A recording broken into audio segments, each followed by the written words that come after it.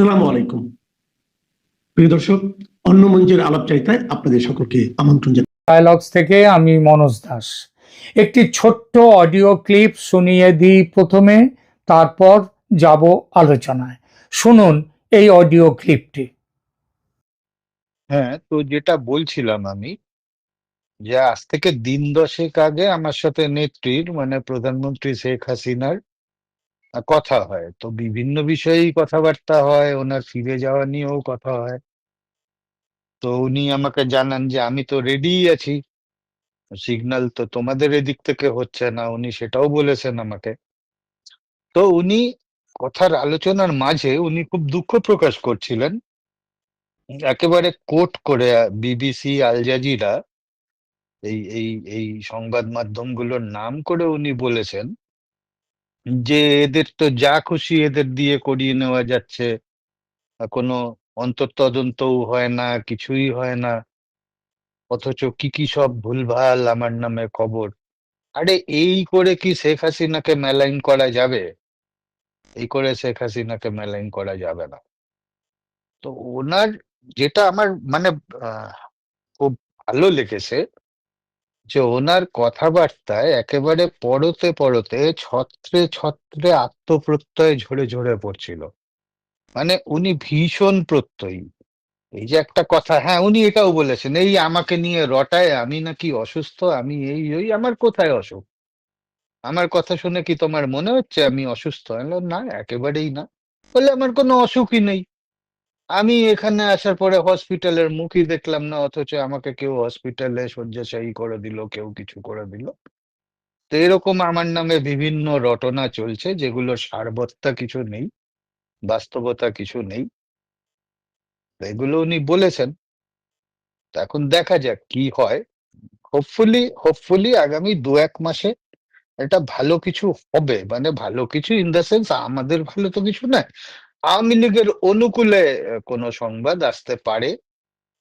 অন্তত আমার gut feeling তো সেটাই বলছে। আর নেত্রীর মধ্যেও যে যে কনফিডেন্সটা আমি নোটিশ করলাম আর কি, তো ওনার কাছে যদি কোনো ভালো ইনফরমেশন না থাকে তাহলে এত প্রত্যয়ী উনি হতেই পারতেন না। অতি সম্প্রতি পদচ্যুত প্রধানমন্ত্রী শেখ হাসিনা ফোন মারফত আলাপ করেছেন তার এক স্নেহভাজনের সঙ্গে। সেই আলাপের প্রধান বিষয়গুলো কি ছিল সেটা জানিয়ে এই অডিও ক্লিপটি আমাকে পাঠিয়েছেন, যার সঙ্গে শেখ হাসিনার এই সব কথা হয়েছে। তার নাম শ্রী রজত ভরদ্বাজ মুখার্জি। এই আলোচনায় মুখ্য প্রসঙ্গ দুটি। এক, আল জাজিরা এবং বিবিসি এই সংবাদ মাধ্যম দুটি কোনো রকম অন্তর্তদন্ত ছাড়াই যেভাবে তার বিরুদ্ধে দুরভিসন্ধিমূলক অপপ্রচারে নেমেছে সেটা নিয়ে উষ্মা প্রকাশ করেছেন তিনি। এবং দ্বিতীয়টি হলো, তিনি বললেন আমি তো রেডি আছি, কিন্তু তোমাদের সংকেত পাচ্ছি না। এই তোমাদের বলতে তিনি বুঝিয়েছেন ভারত সরকার। ভারত সরকার সংকেত দিচ্ছে না শেখ হাসিনার দেশে ফেরার ব্যাপারে। কেন দিচ্ছে না? এর একাধিক কারণ। সবচেয়ে বড় কারণ, উপমহাদেশের জিওপলিটিক্যাল পরিস্থিতির ব্যাপক পরিবর্তন, আমেরিকা আর ভারতের আন্তঃসম্পর্কের ব্যাপক অবনতি এবং আমেরিকার প্রত্যক্ষভাবে পাকিস্তান ও বাংলাদেশের জঙ্গিতন্ত্রকে খোলাখুলি সমর্থন। স্পষ্টভাবে বলা যায়, আমেরিকার তথা ট্রাম্পের এতটা ভোল বদল ভারতের মোদী সরকারের ধারণায় ছিল না। বাংলাদেশে মোদী সরকার একটা রণনীতি নিয়ে এগিয়েছিল বিগত কয়েক মাস। তার অন্যতম ছিল সেনাপ্রধান ওয়াকারুজ্জামানের ওপর বিশ্বাস স্থাপন, ওয়াকারুজ্জামানকে সঙ্গে নিয়ে তার সহযোগিতায় শেখ হাসিনাকে দেশে ফিরিয়ে নিয়ে যাওয়ার পরিকল্পনা। বিভিন্ন সময়ে ইউনূস সরকার ও সেই সরকারের সঙ্গে থাকা রাজনৈতিক দলগুলোর বিরুদ্ধে মুখ খুলে ওয়াকারুজ্জামান একটা বার্তা দিচ্ছিলেন চারদিকে, যেন তিনি এই সরকারের খুব বড় সমালোচক। আফ্রিকা সফর শেষে ফেরার সময় ঢাকার শাহজালাল বন্দরে না নেমে ওয়াকারুজ্জামান নেমেছিলেন তেজগাঁও বন্দরে।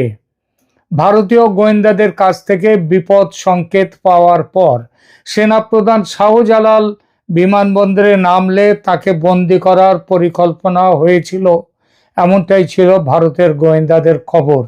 সেই কারণে বিমান বদল করে তেজগাঁও বন্দরে নেমেছিলেন ওয়াকারুজ্জামান।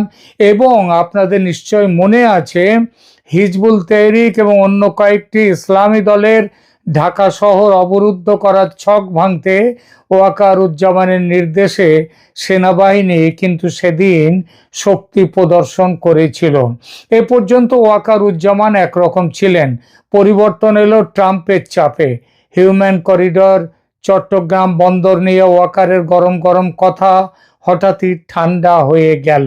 এগুলো এমনিতে হয় না, হয়নি, পশ্চাতে ছিল আমেরিকার চাপ।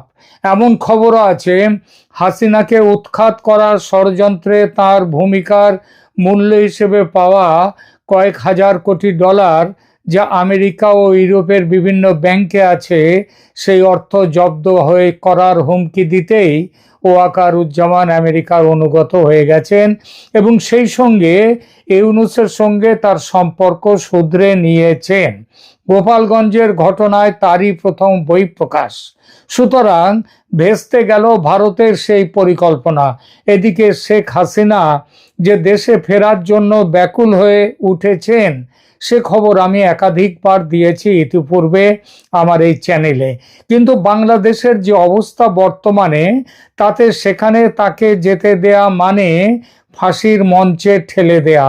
ভারত সেটা একদমই করতে পারে না। যদি পারত তাহলে এত কাঠখড় পুড়িয়ে শেখ হাসিনাকে ভারতে নিয়ে আসতো না, কিংবা এত সুদৃঢ় নিরাপত্তার বেষ্টনী তৈরি করে তাকে রাখত না। শেখ হাসিনার নিরাপত্তা সম্পর্কে 100% নিশ্চিত হয়ে তবেই তাকে দেশে পাঠাবার ব্যবস্থা করবে ভারত। এই জন্যই শেখ হাসিনা বলেছেন, আমি তো তৈরি আছি ফেরার জন্যে, কিন্তু তোমরা তো সবুজ সংকেত দিচ্ছ না। এখন প্রশ্ন, এমন অবস্থার কতদিন চলবে? আর কতদিন প্রধানমন্ত্রী শেখ হাসিনা নির্বাসনে থাকবেন এবং কবেই বা ভারত সরকার তাকে দেশে ফেরার সবুজ সংকেত দেবে? এই প্রশ্নটি নিয়ে এবার একটু আলোচনা করা যাক। পৃথিবীর রাজনীতি আবার সেই কোল্ড ওয়ার যুগের দিকে যেন বাঁক নিয়েছে। একদিকে রাশিয়া, অন্যদিকে আমেরিকা। জোট নিরপেক্ষ দেশ বলে পরিচিতি ছিল তখন ভারতের, কিন্তু সেও কিন্তু আসলে জোট নিরপেক্ষ ছিল না, কারণ তার স্পষ্ট সমর্থন ছিল রাশিয়ার দিকে। 71-এর মুক্তিযুদ্ধে ভারতকে সাহায্য করতে 7ম নৌবহর পাঠিয়েছিল আমেরিকা পাকিস্তানের পক্ষ সমর্থন করে। সেই নৌবহরকে ফিরে যেতে হয়েছিল তারা অনেক দূর থেকেই, কারণ রাশিয়া পাল্টা নৌবহর পাঠিয়েছিল তাকে ঠিকমতো তার তোয়াজ করার জন্য। বর্তমানে বাংলাদেশ আর পাকিস্তানকে সঙ্গে নিয়ে এই উপমহাদেশে নিজেদের কর্তৃত্ব প্রতিষ্ঠা করতে চাইছে আমেরিকা। ভারত আর চীন, এই দুই দেশ বসে বসে দেখতে পারে না আমেরিকার এই দাদাগিরি। ব্যবস্থা তারা নেবেই, নিতেই হবে, হয় এককভাবে, নয় আলাদা আলাদা, কিংবা দুয়ে মিলে মিলেমিশে যৌথভাবে। কারণ আমেরিকা বড় মাপের শত্রু, তাকে পরাস্ত করতে যৌথ রণনীতি সবচেয়ে বেশি গ্রহণযোগ্য। সেই লক্ষ্যে কি এগিয়েছে ভারত? এগিয়েছে, হ্যাঁ অবশ্যই এগিয়েছে। 7 বছর পর কিরকম এগিয়েছে তার একটা কথা বলি। 7 বছর পর ভারতের প্রধানমন্ত্রী চীন সফরে যাচ্ছেন। উদ্দেশ্য, সাংহাই কোঅপারেশন অর্গানাইজেশনের বৈঠকে যোগ দেবেন। আগামী 31 আগস্ট থেকে শুরু হচ্ছে এই বৈঠক চীনে।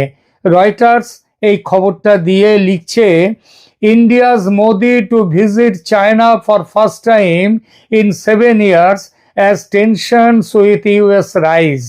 এর অর্থ হলো আমেরিকার সঙ্গে টেনশন যেই বাড়ছে, মোদি চীন সফরে যাচ্ছেন 7 বছর পর। এখানে শুধু মোদি যাচ্ছেন না, যাচ্ছেন রাশিয়ার প্রেসিডেন্ট ভ্লাদিমির পুতিন, তিনিও যাচ্ছেন। তবে তিনি যাওয়ার আগে ভারতের national security adviser Ajit Doval তিনি রাশিয়া গেছেন এবং বর্তমানে রাশিয়া সফরে আছেন। গতকাল মানে 7 আগস্ট তিনি বৈঠক করেছেন পুতিনের সঙ্গে। এই বৈঠক বিষয়ে ভারতের দি হিন্দু সংবাদপত্র লিখছে, NSA Ajit Doval meets Russian president Putin in Moscow. এবং তারপরে খবরের বর্ণনায় গিয়ে যা বলছে, Russia and India stressed their commitment to a strategic partnership in bilateral security talks in Moscow a day after US President Donald Trump announced higher tariffs on imports from India because of its purchases of Russian oil.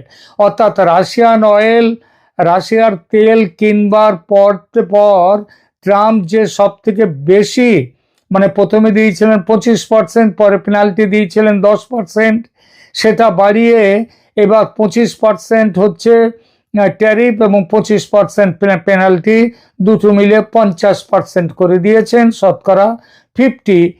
এবং তার জন্যেই Russia এবং ভারত একসাথে বসেছে আলাপ আলোচনার জন্য।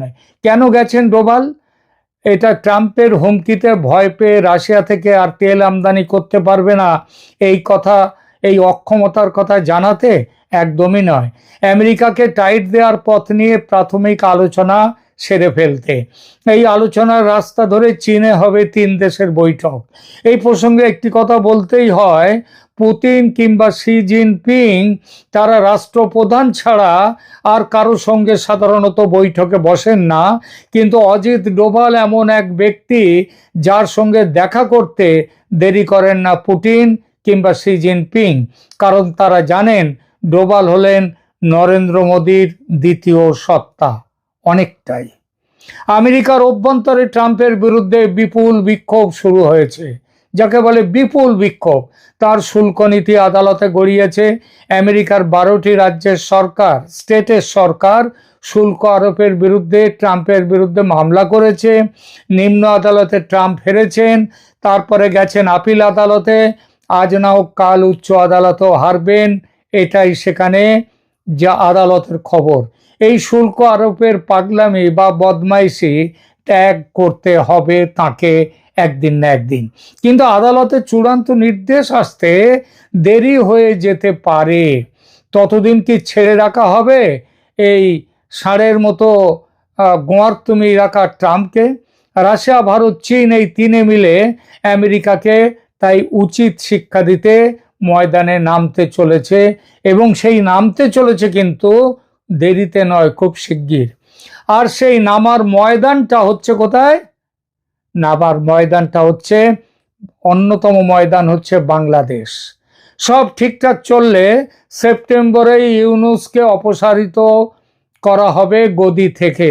বাংলাদেশে সৈন্য ঘাঁটি তৈরি করা, সেন্ট মার্টিনস আইল্যান্ডের দখল নেওয়া, বাংলাদেশকে নিজেদের উপনিবেশে পরিণত করার মার্কিনী ষড়যন্ত্র সফল হবে। আর ভারত, চীন, রাশিয়া সেটা মুখ বুজে নীরবে দেখে যাবে, এমন চিন্তা কোনো সুস্থ মানুষ করতে পারে না। আর রাজনীতির ময়দানে তো এমন চিন্তা হতেই পারে না, কূটনীতির ময়দানে। ভারত এবার নির্ণায়কভাবে দেখবে বিষয়টি, যাতে আমেরিকার নজর আর কখনো না পড়ে বাংলাদেশের ওপর। কোন পথে অর্জিত হবে এই লক্ষ্য? অবশ্যই সামরিক অভিযান হবে অন্যতম পথ। রাশিয়া ও চীনের থেকে সামরিক সাহায্যের দরকার নেই, ভারত একাই যথেষ্ট এই ব্যাপারে। চাই শুধু রাশিয়া ও চীনের কূটনৈতিক সমর্থন, আর সেটাই হতে চলেছে। এখন দিন তারিখ স্থির করে অভিযান শুরু করতে হবে, দেরি করলে আমেরিকা ঘাঁটি বসিয়ে ফেলবে। সুতরাং আর বিলম্ব নয়।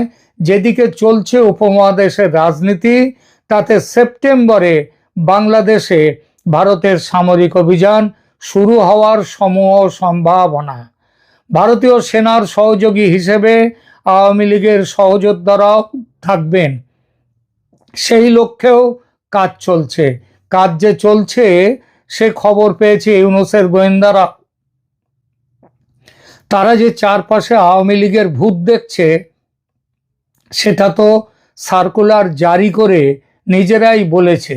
যত দিন যাবে তাদের আতঙ্ক আরো বাড়বে, আর সেই আতঙ্কের জেরে ইউনূসের সরকার তাসের ঘরের মতো যুদ্ধ শুরুর আগেই ভেঙে যেতে পারে, সে সম্ভাবনা